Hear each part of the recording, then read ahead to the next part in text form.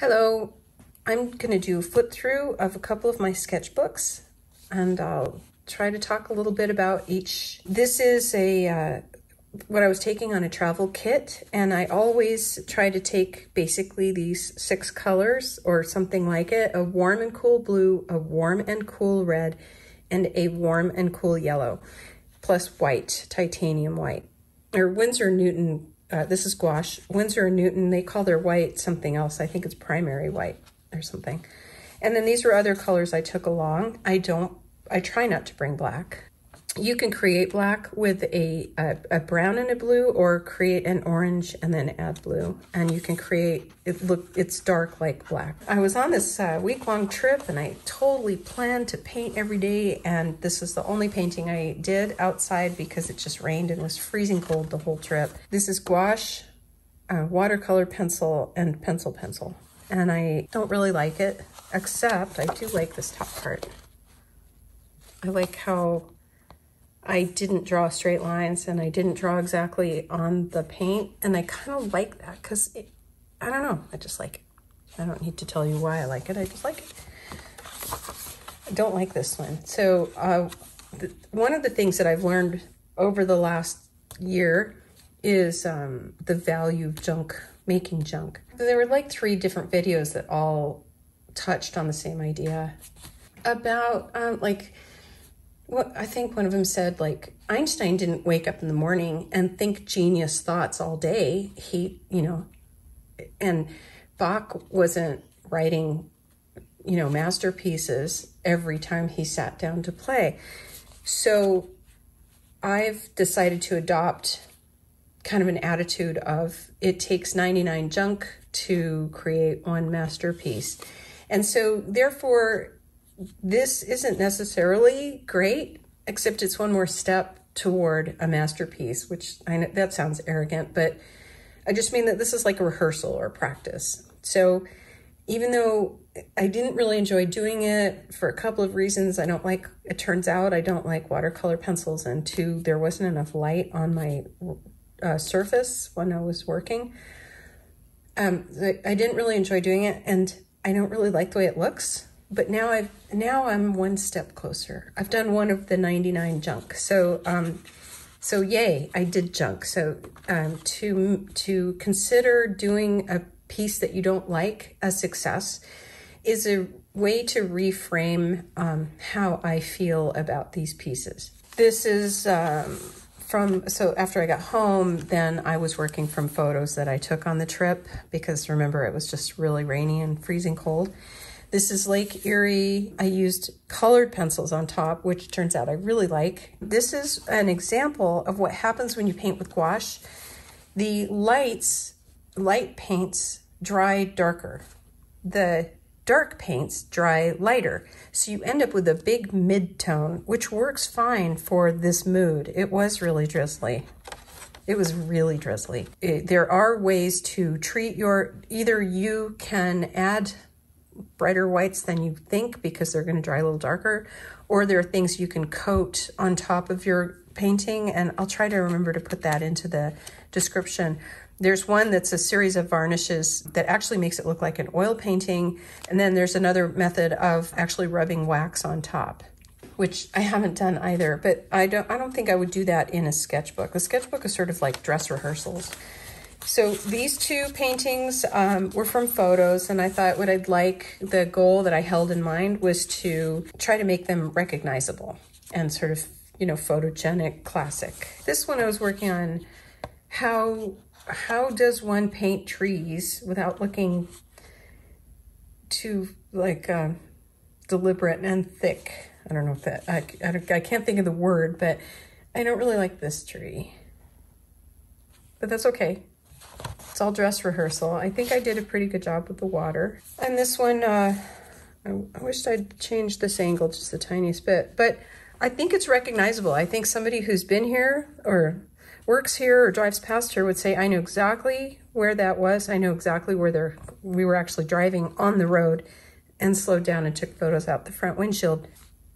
So in contrast to the previous 2, I thought I would try to paint something from memory, and it totally failed. So this is a junk. I wished I had taken a photo of the way the light was, and I thought I would remember it, and I didn't. So I turned this into practice page. So it's a junk page. You can use photos. There's no law. I mean, well, there is a law about using someone else's photos without permission, but there's no law that says that you can't work from a photo like I did in these previous two. I completely worked from photos, and I'm 100% okay with it. They were my photos, and that was the intention. You can also find photos online that are open source or whatever it's called, so that you can, like Google Street Images, I use those a lot. You might want to give credit to Google Street View. And also sometimes on Google Street View, they are personal images that a photographer has uploaded. So you need to read all the text around the photo, make sure it's, you know, whose photo it is, and find out whether you need to ask permission. If it's just for yourself, for your own little journal, then don't worry about it. But if you're going to show it in a show, try to sell it, you need to back up and go make sure that you have permission all across. This is I consider this one of my junk pages. This also is a junk page, but I get weird when I have just a little bit of paint left in the pan. So I squirted it with water, which you can do with gouache, and it will open it back up again and you can use it. And I just did a paint practice. Paintbrush, you know, just playing. So one of the other things that I'm working on is, what is my artist statement? Why am I doing art? And I actually don't know the answer for it. I'm still trying to figure out why I do art. It seems like a funny thing to ask, and it's a little, I don't know, it feels like a little like chasing my own tail kind of a thing, because I continue to do art, and the whole time I'm doing it, I'm thinking, why am I doing this? So this page is kind of the beginning of my exploration about why I paint and photograph. I feel like I'm trying to capture things that other people take for granted or don't notice or zip past. And literally, this is along a busy road in Fort Collins. It's a barn that's boarded up, and I think it's for sale, and it will probably be torn down. And then there's going to be a nice, you know, 7-Eleven and a gas station.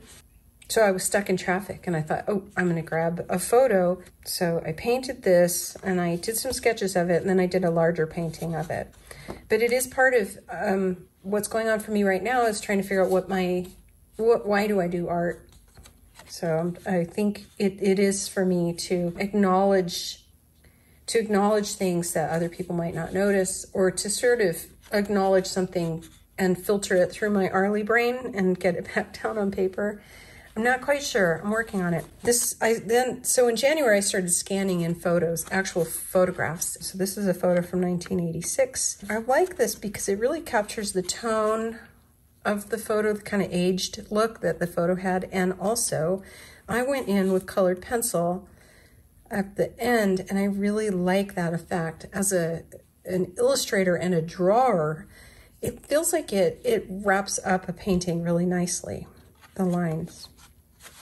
When the Russian-Ukrainian thing started to happen, I went on Google Street View and did screenshots of some houses that I liked. I liked this one because of the bright teal fence that they had.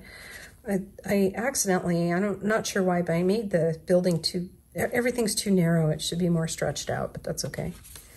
I went in afterwards and added some line with colored pencil, and I think I'm developing my own style, which is the other thing I'm working on. I'm trying to figure out what is my style. These are more photos. This is a photo of my grandmother, and I think it's her sister-in-law, my great aunt. The photo was pretty hard to tell what was going on, and it was black and white. So I made it a little more figurative, which is one step. It's like taking realism and then one step more abstract by making it a little cartoony and flattening everything. And I looked at what I thought was the patterns on the dresses, and I guessed what color they were wearing and just played. And I did this with colored pencil. I did the little dots with paint, and then I drew the lines with colored pencil. So for me, the pencil adds a little bit of confidence, the ability to kind of go in and wrap things up, and it makes it feel like I'm putting a finishing touch on when I add the colored pencil. This one, I've been watching videos about Matisse. I really want to learn how to work like Matisse to see if that's something that I can add to my style or my repertoire. This is from a photo of me, and I know it looks weird and formal, but I think that's probably why I took the photo with my webcam. But I really like this. This is actually sunshine coming in my shoulder. I was wearing a dark, well, I think it was supposed to be a black sweater, but it was aged. You know, I've had the sweater a very long time. And when the sun was hitting it, it kind of looked lilac. So this is actually very accurate. And then I simplified the background. This is where I got kind of Matisse-y, did colored pencil. Actually, I don't know if I actually look like this. With gouache, at some point, you're like, I can't keep adding. You know, it starts to get really thick. So you have to just call it done. And then I drew on top with pencil. And so I think that's developing into my style. Like I painted this really loosely, but then I went in with pencil and actually cleaned up the lines in the places where I thought I needed a little cleaning, like the glasses here. So it's starting to feel like I'm developing a style. So this one is a line from a Ben Folds song. I don't know if it's the name of the song, but I've been trying to get to the point where I'm doing art every day. Sometimes I don't feel like it, so I do it anyway. And this is another one from my imagination or memory. When I look out my side door, the light from the windows is shining on at night. When I look out my side door at night, the light from the bedroom windows is shining on the plants that are right there. And the moon was behind the tree, kind of shining through. And I love the idea with gouache. You can't do this with watercolor, but you can paint with gouache, you can paint light on top of dark. And I think it's cool how you can, you know, layer you put your dark object on and then you go ahead and add holes where you can see through to the back by adding the paint on top, that's kind of, to me, one of the magic things that you can do with gouache. I did look up the letters. I got my phone out and found a font on D-A-F-O-N-T, DaFont, and just copied each letter out so that I could have something to look at. I didn't do this out of my head, but the rest is out of my head. I feel pretty good about this one as compared to this other one that I thought, where's that other one? Where I didn't remember it very well. This one. This one didn't turn out. This one's better. So already there's a little progress.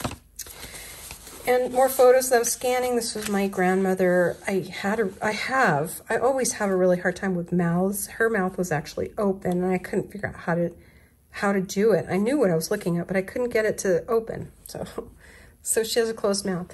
And then I was going to paint the letters dark, and then I decided I like them light. And I added the yellow in the same sort of Matisse feeling as this one. It's the same yellow even. Just thinking, you know, how would Matisse handle this background? This is from a photo close-up of some flowers that I got. I like how messy up close doesn't look as messy far away. And I like the lines light and dark. It's the same plant. And, you know, you think that's the same plant. All the little lines should all be the same color. That's not how it actually is in real life. So I'm pretty happy with that one. This is another Google Street View image. This is across the street from one of those shared farms, shared, what do you call it, public garden in Poland. And I just thought it was really beautiful. I was really struck by these reeds and the lily pads, and there's an opportunity to work on water and reflection. And then this one I just did yesterday. I went to dinner with some friends at La Choza restaurant in Santa Fe, and I parked my car in front of this building. And at the same time, there were wildfires. There's a plume of smoke over here, and the sun was setting, and everything over here was pink, and it was making the clouds pink. So I first painted this with a red, and then painted on top of it, and it gives this whole painting kind of a red tone. So that's it for this book. I think I'm about halfway through. Okay, now this book was a gift from my friend Amy, and she uses Stillman and Byrne. And she knew that I'm trying to do this whole sketchbook thing, and I keep admiring her sketchbook. She actually keeps notes in hers, which I haven't been able to bring myself to do. But this one also has super thick pages like the previous one that I just showed you. Put this piece of tape on the front to show which is the front. It's also done Copic style so that you can flatten it out. It's not quite as flat as the other one. So I went on YouTube and found some videos, and I liked Shada Campbell's video about simple butterflies. I thought it would be fun to have my first page be something really cheerful. And then, so here's another thing I'm working on. Left-hand page. This is, I think it's arrogance. I'm not quite sure. I have this idea that you should never work on the left-hand page because what if there's something amazing on this page? Well, that's not how sketchbook works. Sketchbooks are, I need to let go of the idea that every single thing I do could possibly be my $1 million sale. I don't know. I don't know what I'm thinking. But I can see my brain, I can see myself going, no, no, no, don't use the left page because what if? And so I'm trying to let go of it. So I'm trying to force myself to do work on the left page. And I actually have physical feelings about it. Even just now talking about it, I feel nervous, like I've lost my grandmother's ring or something. Like somehow I'm screwing up by working on the left page. So this is a personal, I'm not gonna call it dumb. It feels kind of dumb, but it's real. And so I'm trying to work on the left-hand page. This is from a photo of my mother, and I didn't feel like I really caught her very well. So I tried again. I still didn't catch her very well. I'm done, turn the page. This is another one from memory. Actually, it wasn't from memory. It was a thought I had about what it would be like if you were only doing dreamscapes and memories. And I thought about how my dining room looks and what it's like at night or in the early morning, and how the inside of the room has this dark blue feeling. So anyway, I was just doing a lot of thinking, and I thought I would just kind of grab the moment and just do and not think about it. So that's what this is. I'm not crazy about it. I'm glad I did it. This is what I would consider to be another one of the 99 junk pages, but I'm glad I did it. This is the beginning of what I feel like is my style. So my background is as an illustrator. I'm really comfortable drawing. I'm not so comfortable with a brush. What I'd like to do is to get to the point where I'm really comfortable with both. This whole thing felt really comfortable and easy, and it went quickly. I enjoyed doing it. I still enjoy looking at it, which is really rare for me. Usually I don't like anything that I've done. I'm not quite sure what I like about it, except that I enjoyed doing it and I still enjoy looking at it. One of the things is to, like I said in this other book when I was talking about making sure it's recognizable but not necessarily accurate, you can see what it is. This is my paint tray, or I can see what it is. This is my paint tray. This is one of my brush canisters. This was a plastic tiger. I really liked drawing this, so I drew it again. So I'm happy with this. And I worked on the left page, so I feel like I'm headed in the right direction here. So I think I did this and then this. I let the dogs out, and I was like, oh wow, the sky is yellow. And then by the time I got my camera, it wasn't yellow anymore. So I took a photo, and then I kind of worked from memory. And actually, in actuality, the path is straight. So it's kind of a memory and kind of reality. I used the photo to look at the darks in the trees. So it's just, I would like to get to the point where I'm just super comfortable. Oh, you need a path going through trees? No problem. And just do it. But I think I did capture the yellow that I was seeing.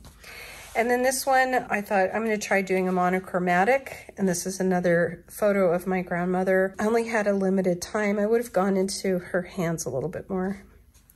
And then I was having a hard time. It kept going to middle tone. So I thought I would add the lines to bring her up, and it worked. I have a little stack of photos that I've printed out that I keep reusing. When I just need to do something quickly, I have a photo of some roses and I keep going over it. I wanted to hold the brush really loosely and be really loose and kind of gooey.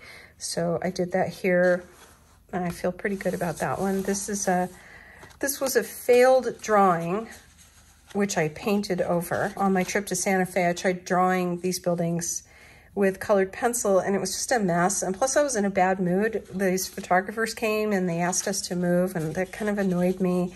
So I was in a bad mood. And then the next morning I got the paints out and painted over. And although I did lose some details, like there was a bench here that I liked, I feel okay about this as a sketch. And then I thought it would be fun to draw what I was wearing. And then I did it again. So this one I drew in red pencil, filled it in, and then went back on top with black colored pencil. And by the way, black colored pencil and regular pencil are not the same. If you draw with a regular pencil on top, it'll have a kind of a shiny look, which is fine if that's what you intend. But colored pencils are more dull and a little more waxy, so you won't get that shiny effect. So if I had done this with a regular pencil, you would see a shininess on the lines. Trying to do, I don't know, this month kind of more selfies or clothing, or I'm not quite sure what I'm doing, but I'm trying to do art every day. So I drew from a photo and it doesn't look like me. It does at a glance, but it doesn't really look like me. So, what I do like, I'm talking quickly. What I do like is the way that I did the lines, and you can, it's like a contour drawing that you would learn in a beginner's drawing class. I like how you can see where my elbows are and the neck. So striped clothing is actually really fun to draw, even though it seems a little daunting at first. This one looks like me, except that leg is too long. I specifically took this photo to draw it. And I did that thing where I sketched it out, painted on top, and then drew on top. And same here. This one I tried to really capture the colors. This is almost exactly the colors that I was wearing. I let go of some of the details in the background and just painted them blue. And I started to fill in the little, it's a bandana with, bandana pattern. And then I filled in these three and I thought, no, I don't really like it. So I just leave it. And that's fine. And that's where I am with that. And I hope I've said or showed you something that will help you. And I'll see you next time. Bye.